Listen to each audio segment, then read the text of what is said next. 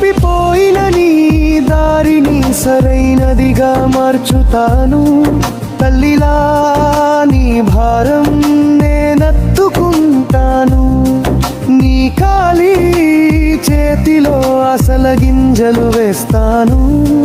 నీ పాపాలకు క్షమభిక్ష నేనిస్తాను. నీతోనే ఉన్నాను, నేను నీలోనే